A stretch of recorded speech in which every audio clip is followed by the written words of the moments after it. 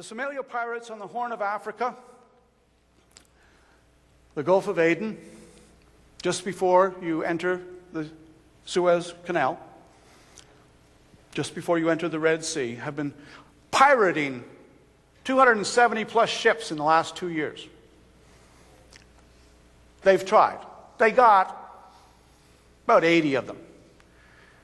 At any given time, they've got about 20 held hostage in a port called Ila in Somalia.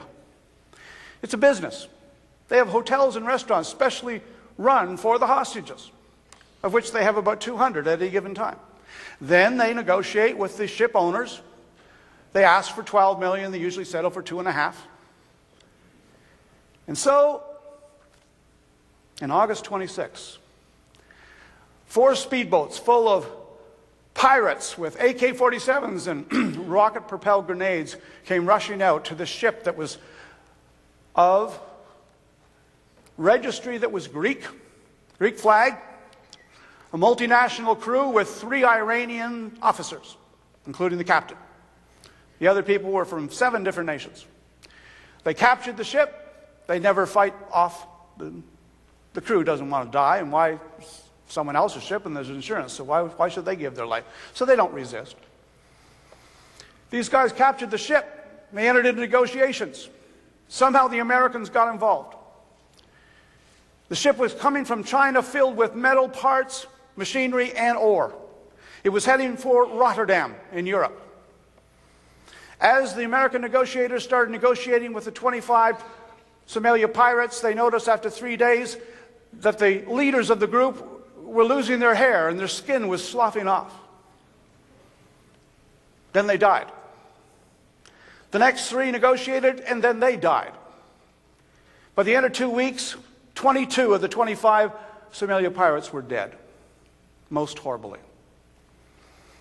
Finally, the Americans, because the Somalians wanted to up the ante, allowed them to enter the ship in hazardous material suits to see what was on it.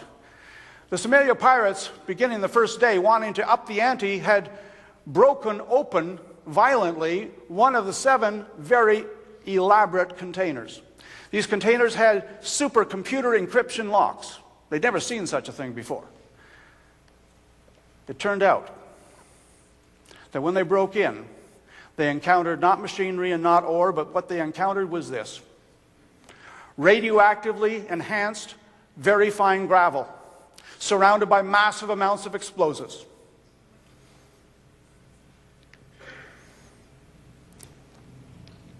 It was an Iranian state-owned ship.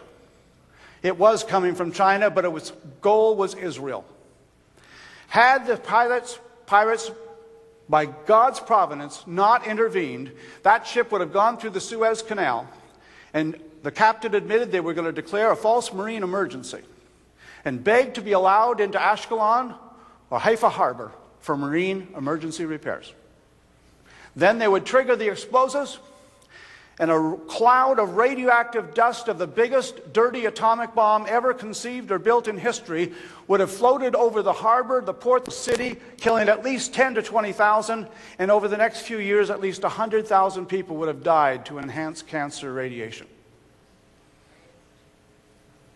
Think about this, my friends.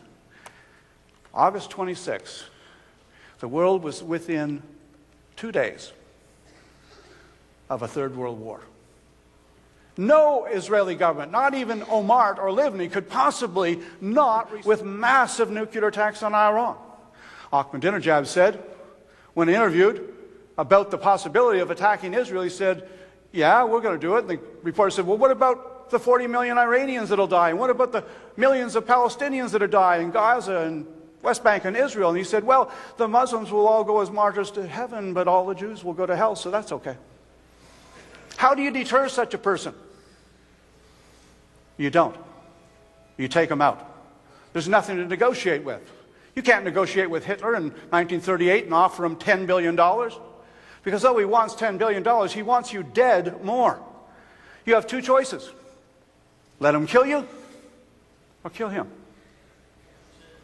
Benjamin Netanyahu, in an interview with me, said, Grant, this is an existential decision for Israel. Omart and Perez and Livni do not believe it. They don't believe it's life and death.